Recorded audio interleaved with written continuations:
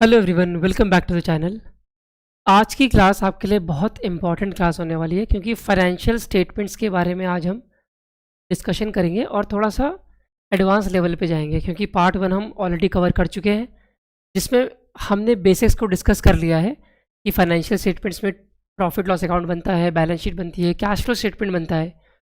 But आज हम PL account में एक्चुअली थोड़ा अंदर जाएंगे। जो पीएल अकाउंट का पूरा नाम है ना, उसको बोलते हैं ट्रेडिंग एंड पीएल अकाउंट। तो ट्रेडिंग अकाउंट और पीएल अकाउंट में क्या डिफरेंस है, इसको समझना ज़रूरी है बहुत। और इस ट्रेडिंग एंड पीएल अकाउंट में कौन कौन से प्रॉफिट आपको मिलते हैं, जैसे gross profit, operating profit, net profit, इनमें डिफरेंस क्या है और किसको निकालने के लिए कौन से एक्सपेंसेस या कौन से इनकम को आपको लिखना पड़ेगा, इन सारी चीज़ों के बारे में आज की क्लास में हम डिस्कशन करेंगे। इनके डिफरेंसेस को पता होना बहुत ज़रूरी है और अगर पता है तो आप अपने आप को इवैल्यूएट कर सकते हैं कि आपने कितने आंसर सही किए। ठीक है, आगे बढ़ने से पहले मैं आपको गाइड बुक के बारे में बता देता हूँ। आपको वीडियो के नीचे एक मूविंग बैनर दिख रहा होगा, this is about UPSC EPFO guide book. तो ये गाइड बुक आपको फ्रीली अवेलेबल कराई जा रही है एरोटैप की तरफ से। इसका लिंक आपके पास डिस्क्रिप्शन में है, वहाँ से आप डाउनलोड कर सकते हैं। इस गाइड बुक में आपको सारी चीज़ें यूपीएससी ईपीएफओ के बारे में, फिर चाहे वो ईपीएफसी हो चाहे वो ईओ एओ का एग्ज़ाम हो, सारी इन्फॉर्मेशन मिल जाएगी कि लास्ट ईयर के रिक्रूटमेंट साइकिल में क्या पैटर्न था, एलिजिबिलिटी क्या है एग्ज़ाम की, डिकोडेड सिलेबस क्या है, कहाँ कहाँ से सोर्सेज आप फ्रीली यूज़ कर सकते हैं, पीवाईक्यूज़ भी मिल जाएंगे विद डिटेल्ड एक्सप्लेनेशंस। तो ये सारी चीज़ें आपको अवेलेबल करा दी गई हैं इसी गाइड बुक में, आप इसको फ्रीली डाउनलोड कर सकते हैं। और जो आज हम क्वेश्चंस करेंगे या जो हमने पहले क्वेश्चंस किए थे, उसकी आपको पीडीएफ टेलीग्राम चैनल पर अवेलेबल करा दी जाएगी, तो आप टेलीग्राम चैनल भी ज्वाइन कर सकते हैं। चलो शुरुआत करते हैं पहले क्वेश्चन के साथ। बड़े ध्यान से समझना है हर एक क्वेश्चन को, ठीक है, क्योंकि क्लास होगी इंपॉर्टेंट। अब देखो पहला क्वेश्चन है, what is the main objective of preparing a trading account. तो देखो पहले समझो, इसमें ट्रेडिंग अकाउंट लिखा हुआ है। जो हमारे पास ट्रेडिंग और पीएल अकाउंट होता है ना, वो कुछ इस तरह का होता है। यहाँ पे डेबिट साइड होता है और यहाँ पे क्रेडिट साइड होता है। डेबिट साइड में सारे के सारे एक्सपेंसेस लिखते हो, क्रेडिट साइड में सारे के सारे इनकम्स लिखते हो। लेकिन इसको भी आप दो पार्ट में डिवाइड कर सकते हो, एक ट्रेडिंग में और एक पीएल अकाउंट में। बड़े ध्यान से समझना, जो ट्रेडिंग अकाउंट होता है ना, उसमें कौन से एक्सपेंसेस आप लिखते हो, ये समझने वाली चीज़ है। ट्रेडिंग अकाउंट में आप जो मैन्युफैक्चरिंग से रिलेटेड एक्सपेंसेस हैं, ट्रेडिंग और या प्रोक्योरमेंट से लेके, प्रोक्योरमेंट करते हो ना, प्रोक्योर करते हो रॉ मटेरियल्स वगैरह, या फिर डायरेक्टली जो भी आपका सामान है उसको प्रोक्योर किया आपने, थोड़ा फिनिश किया, उसको फिर बेच दिया। तो ट्रेडिंग में इन एक्सपेंसेस को आप लिखते हो। जैसे आप मैन्युफैक्चरिंग हो, फर्म हो, आप जो रॉ मटेरियल्स ले रहे हो उसको डेबिट में लिखोगे, परचेजेस में ओपनिंग स्टॉक जो बचा पिछले साल से उसको लिखोगे, और ये सारी चीज़ें आपकी एक्सपेंसेस में रहेगा। फिर आपने इसको फिनिश करके, जो उसको फिनिश करने के लिए जो डायरेक्ट लेबर लगाया है, डायरेक्ट मटेरियल लगाया है, ये सारी चीज़ जो डायरेक्ट एक्सपेंसेस होंगे। डायरेक्ट एक्सपेंसेस का मतलब होता है कि जो डायरेक्टली प्रोडक्ट से रिलेटेड है, जिसको आप आइडेंटिफाई कर सकते हो कि हाँ इस प्रोडक्ट में इतना प्लास्टिक लगा है, इतना इसकी निब में ये मटेरियल लगा है, जो डायरेक्टली आइडेंटिफाई कर सकते हो, डायरेक्ट मटेरियल हो गया। इसी तरह डायरेक्ट लेबर हो गया, जिनको आप वेजेस पे कर रहे हो नंबर ऑफ यूनिट्स के बेसिस में, नंबर ऑफ आवर्स के बेसिस में, जो डायरेक्टली जिनको आप आइडेंटिफाई कर सकते हो यूनिट ऑफ गुड्स के साथ। इसी तरह डायरेक्ट एक्सपेंस होते हैं अलग अलग। अब इन सारे डायरेक्ट एक्सपेंसेस को मिला करके आप यहाँ लिखोगे डेबिट साइड में, और जो आपने सामान बेचा वो रहेगा क्रेडिट साइड में।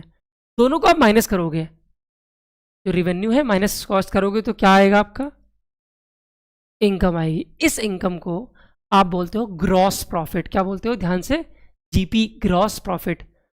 और प्रॉफिट है इसका मतलब आपका डेबिट साइड में लिखोगे आप प्रॉफिट, क्योंकि क्रेडिट साइड वाला बड़ा होगा और डेबिट साइड वाला छोटा होगा, तो दोनों को बैलेंस करने के लिए यहाँ पे उतरेगा, कैरी डाउन ग्रॉस प्रॉफिट आ जाएगा।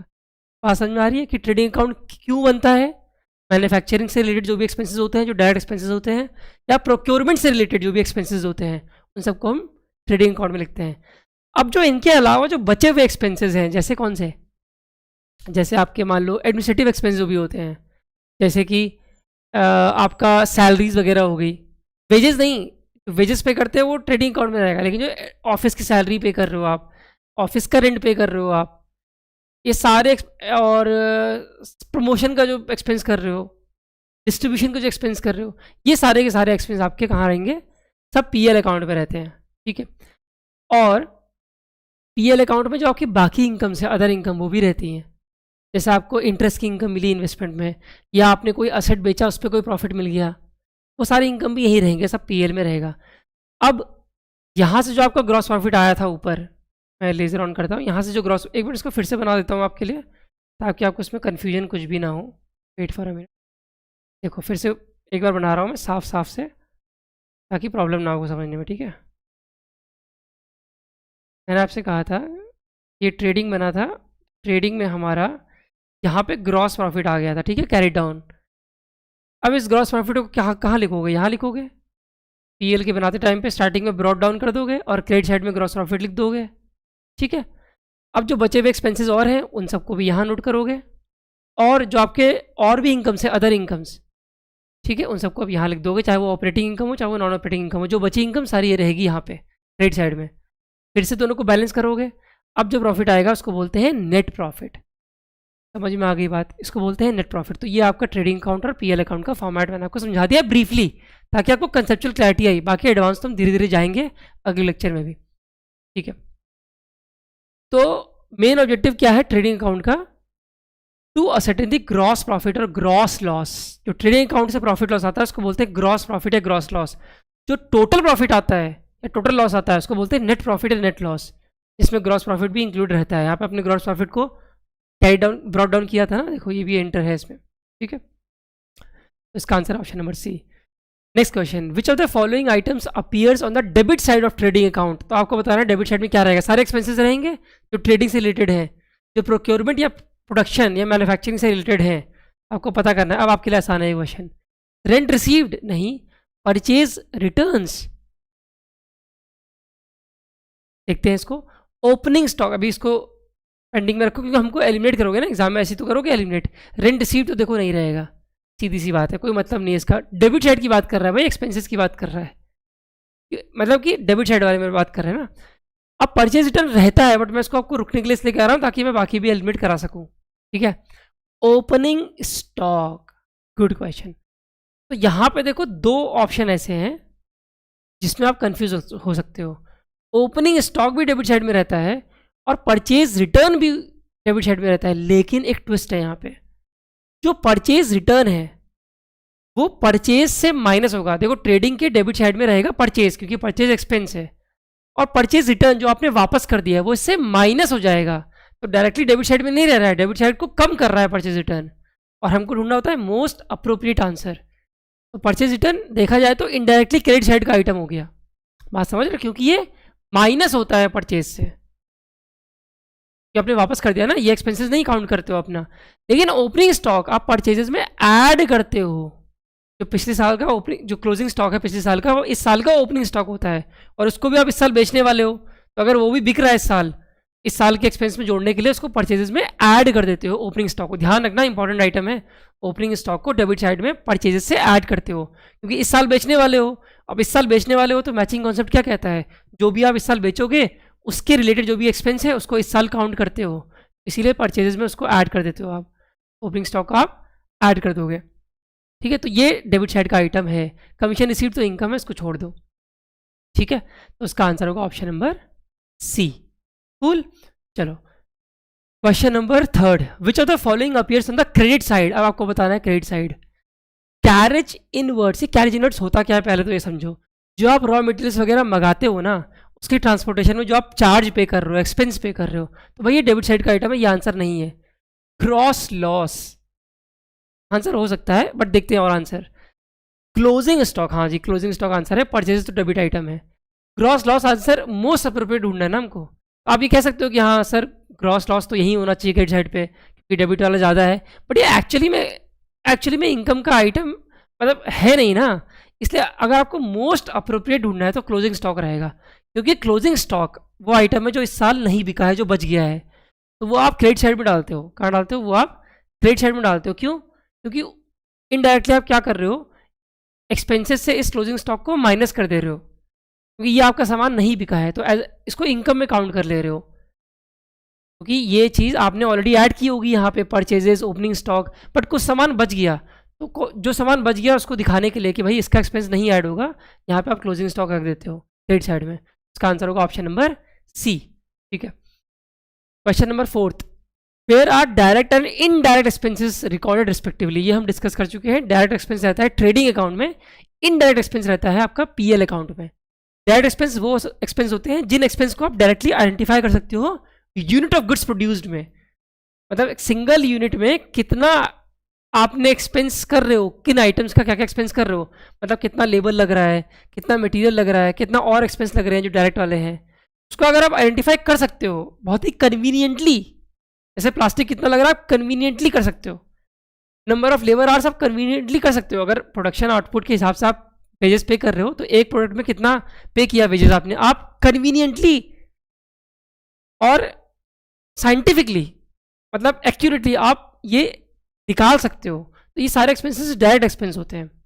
लेकिन जिन एक्सपेंसेस को आप डायरेक्टली आइडेंटिफाई नहीं कर सकते हो यूनिट ऑफ गुड्स प्रोड्यूस्ड में, यूनिट ऑफ किसी एक गुड को प्रोड्यूस करने में कितना एक्सपेंस ये लगा था एक गुड को प्रोड्यूस करने पे, जहां आप कन्वीनियंटली और ईजिली डिटरमाइन नहीं कर सकते हो। जैसे आपने मैन्युफैक्चरिंग जो आपकी यूनिट है उसमें बहुत सारे प्रोडक्ट मैन्युफैक्चर हो रहे हैं, सबका रेंट आप एक साथ पे करोगे पूरी प्रीमाइस का, अब ये थोड़ी पता कर सकते हो कि आपने एक प्रोडक्ट को बनाने के लिए कितना रेंट दिया। ये तो इलॉजिकल हो जाएगा ना कि आपको एक प्रोडक्ट, वो तो पूरा प्रीमाइस का रेंट है, ये इनडायरेक्ट एक्सपेंस है। तो ये इनडायरेक्ट एक्सपेंस कहाँ जाते हैं, पीएल में जाते हैं। लेकिन जो डायरेक्ट एक्सपेंस होते हैं वो आपके जाते हैं कहाँ पे, वो जाते हैं ट्रेडिंग अकाउंट में। समझ में आ गई बात। डायरेक्ट इन पीएल और इनडायरेक्ट इन ट्रेडिंग गलत है ऑप्शन, ये उल्टा इसका सही है। Both in balance sheet wrong answer. Direct in trading and indirect in PL account, ये आपका बिल्कुल सही आंसर है।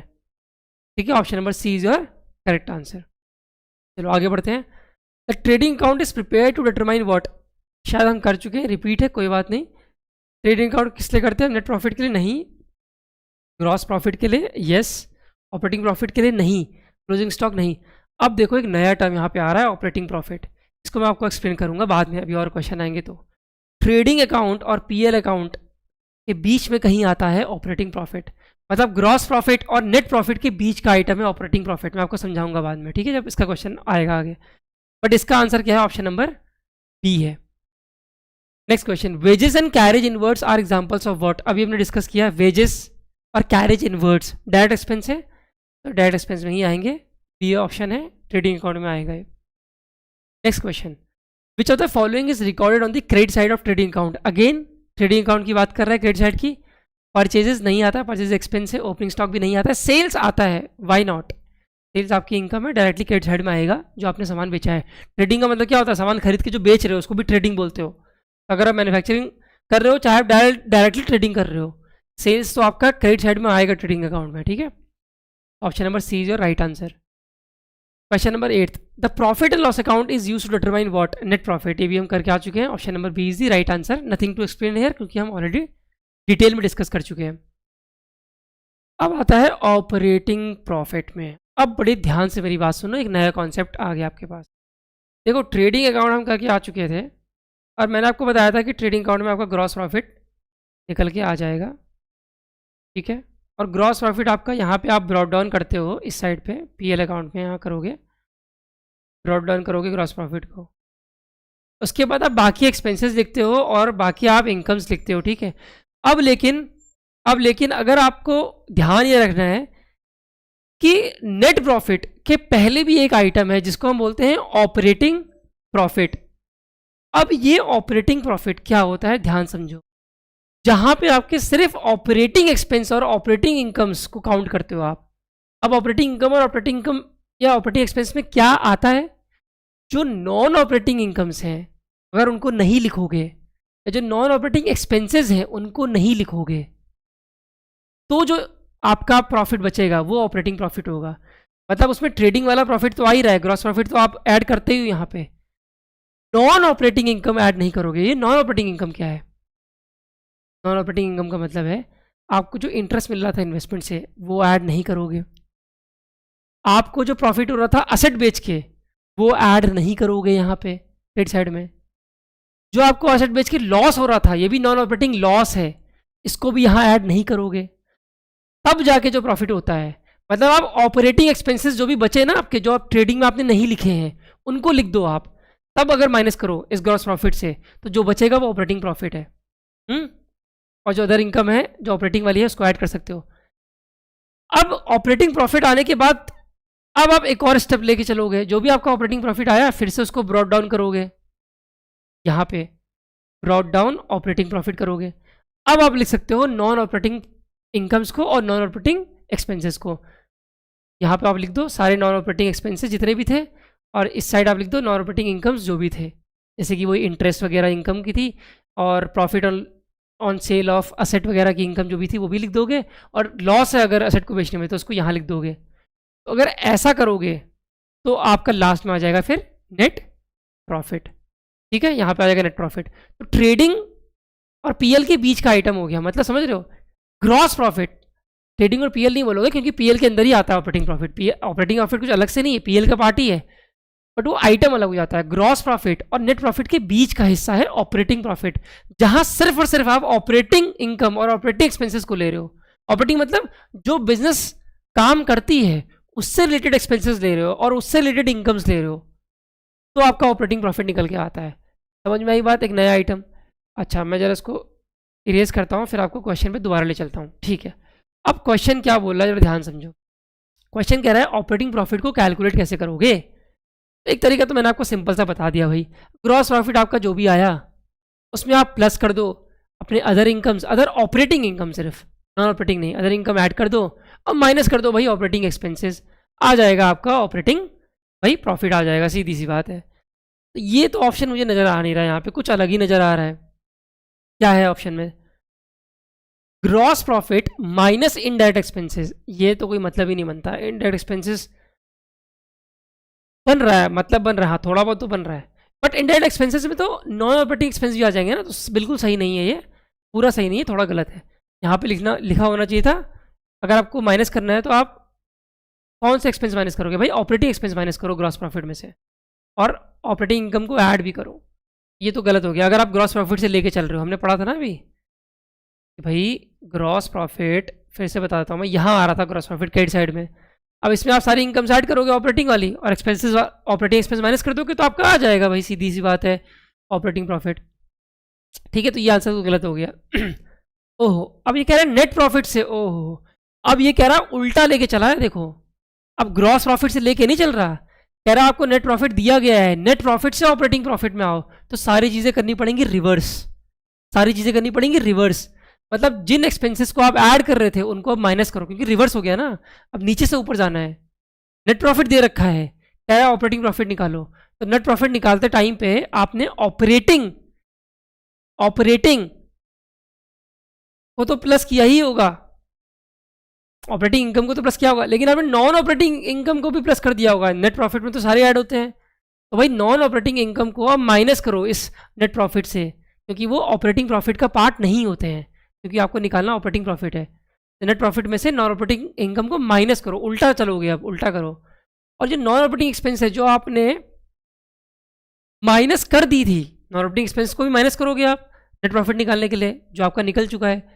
अब उनको आप दोबारा से प्लस करो, क्योंकि आपको निकालना है सिर्फ ऑपरेटिंग प्रॉफिट। उल्टा चल रहे हैं, समझना बात को, घर जाके दोबारा से इसको रिपीट करना, रिपीट मोड में लेक्चर को सुनो और ये फॉर्मेट देखो, तब समझो, तब समझ में आएगा। वैसे आ गया होगा बहुत लोगों को। ठीक है, तो नेट प्रॉफिट में से नेट ऑपरेटिंग एक्सपेंस को दोबारा से ऐड करो और नेट ऑपरेटिंग इनकम को माइनस करो, क्योंकि आपका नेट प्रॉफिट निकालते टाइम पे आपने ये एडजस्टमेंट कर दी थी और आपको निकालना है ऑपरेटिंग प्रॉफिट। ऑपरेटिंग प्रॉफिट में आपको ये सब नहीं करना होता है, ऐड या माइनस, तो इनको रिवर्स कर दिया हमने, तो इसका आंसर है ऑप्शन नंबर बी। ठीक है, ओके। अब आते हैं 10th क्वेश्चन में, जो कि होमवर्क क्वेश्चन है। वीडियो करो पॉज, बहुत इंपॉर्टेंट क्वेश्चन आज डिस्कस हुए हैं, इसको आपको रिवीजन करना है मल्टीपल टाइम्स। वीडियो करो पॉज और इसका आंसर तो मुझे कमेंट सेक्शन में, मैं बता दूंगा आपका आंसर सही है कि गलत है कमेंट सेक्शन में। ठीक है, चलो। और जो ये क्वेश्चन आए हैं बहुत टेक्निकल हैं, तो आपको ध्यान से करने हैं और प्रैक्टिस करनी है, ताकि एग्जाम में कोई गलती नहीं हो। ठीक है, चलो। अब हमारे पास 3 कोर्सेज आपके लिए, अगर आपको ऐसे बहुत से क्वेश्चंस और प्रैक्टिस करने हैं तो आप टेस्ट सीरीज़ पे एनरोल कर सकते हैं हमारे। इसमें आप इस टेस्ट सीरीज़ में आपको सारे के सारे कंपोनेंट्स मिल जाएंगे, जितने सब्जेक्ट्स हैं EPFO में सारे। टेस्ट सीरीज़ प्लस में आपको स्पेशल कंपोनेंट्स मिलते हैं। स्पेशल कंपोनेंट्स का मतलब है जो अपने UPSC CSE वाले बैकग्राउंड वाले बच्चे हैं, उनने जो सब्जेक्ट्स ऑलरेडी पढ़ लिए हैं, उनके लिए वो सब्जेक्ट्स को आप हटा दो, तो बाकी जो स्पेशल कंपोनेंट्स बचते हैं जैसे कि लेबर लॉज है, इंडस्ट्रियल लॉ है, अकाउंटेंसी है, ऑडिटिंग, इंश्योरेंस है, उन सब की टेस्ट सीरीज आपको यहाँ मिल जाएगी टेस्ट सीरीज प्लस में। मास्टर कोर्स उनके लिए जिनको पूरा कोर्स अच्छे से करना है, मतलब वीडियोस देखनी है, कॉन्सेप्ट की वीडियोस देखनी है, नोट्स भी पढ़ने हैं, रिवीजन के लिए नोट्स चाहिए, जिनको जिनको क्विजेस प्रैक्टिस करनी है, जिनको मॉक्स देने हैं, टेस्ट सीरीज सबको सब कुछ करना है, तो उनके लिए मास्टर कोर्स। ठीक है, चलो अब हम मिलेंगे नेक्स्ट क्लास में। आप पढ़ते रहिए, प्रैक्टिस करते रहिए, कोई भी डाउट है तो मुझसे नीचे पूछेगा और साथ में कमेंट में आंसर दे दीजिएगा कि क्या आंसर है। अब मिलेंगे नेक्स्ट वीडियो में, तब तक के लिए tata bye bye, thank you everyone.